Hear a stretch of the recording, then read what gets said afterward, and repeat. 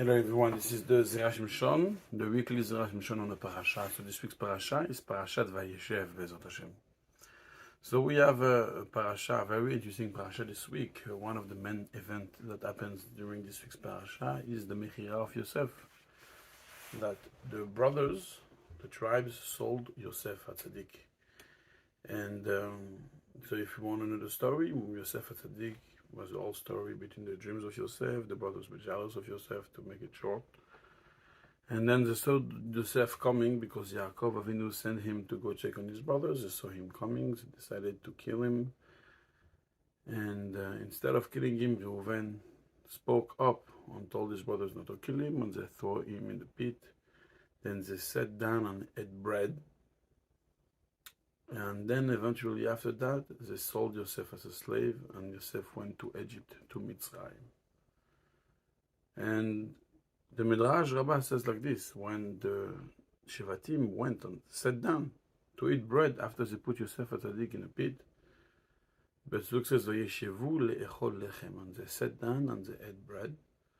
The Midrash says, Rabbi Achvar, son of Rabbi Zera, said, the sin of the Shevatim that they sold their brother is remembered for them forever, and also is an hope for us forever. Zechorah hu le'olam, and tikvah hi le'olam. The Midrash says something very interesting. We're going to remember the sin of selling yourself forever, but it's going to be hope for us forever. And this is a paradox. What's the connection? How can it be a sin that we're going to remember, and at the same time a hope for us that we're going to remember forever?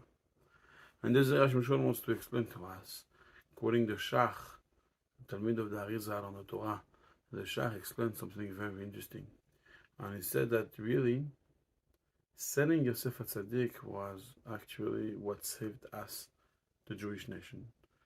Because if Yosef HaTzadik would not be sold by his brothers, then eventually, later on in history, by the time of the first temple, or by the time of the second temple, when HaKadosh Baruch Hu got upset at us, and he wanted to destroy us, instead of destroying us, he decided to just destroy the temple and send us to exile, and that the Shekhinah itself will go into exile.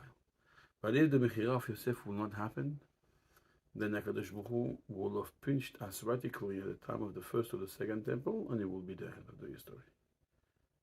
And the Shach explains even further for us to understand. He said that when Yosef was sent to Egypt, the Pasuk says, Vayosef hurad Mitzrayma, and Yosef was brought down to Egypt. So if you take the word Mitzrayma, the numerical value of this word is 385. And you see the word Shekhinah, the numerical value of this word Shekhinah is also 385. And we learn from this that when Yosef went in exile to Egypt, the Shekhinah went with him to exile in Egypt. Basically, the Zera Shimshon explained to us that by selling Yosef, the tribes, the brothers, basically taught the Shekhinah and sent the Shekhinah in exile as well. And therefore the Shekhinah learned how to be in exile. And therefore, many years later, when Hashem got upset at us, and he wanted to destroy us, instead of destroying us, what did he do? Destroy the temple and send it to exile, or went to exile as well. Meaning, since the Shekhinah knew and were used to the exile, so then it sufficed the Shekhinah to go to exile. It was good enough. It's okay. We don't have to destroy this nation. We can just go to exile and send them in exile. So basically, this sin of sending Yosef, at the end of the day, saved us, Jewish nation. So we will always remember that sin, to never sell our brothers, but we also remember it as a hope for us, that the same way the Shekhinah is in exile, the Shekhinah will return from exile, like the previous times, and will never go in exile again after Mashiach Tzidkenu will come. Amen. So Bezat Hashem, I give bracha to everyone that listen to the shiur, Bezat Hashem, and to all Klal Israel, that you should have all your tefillot answered, that your own Yeshuot should be answered, and the own Yeshuot of Klal Israel should be answered, and Hashem should send us Mashiach Tzidkenu b'mehera b'yameinu. Amen.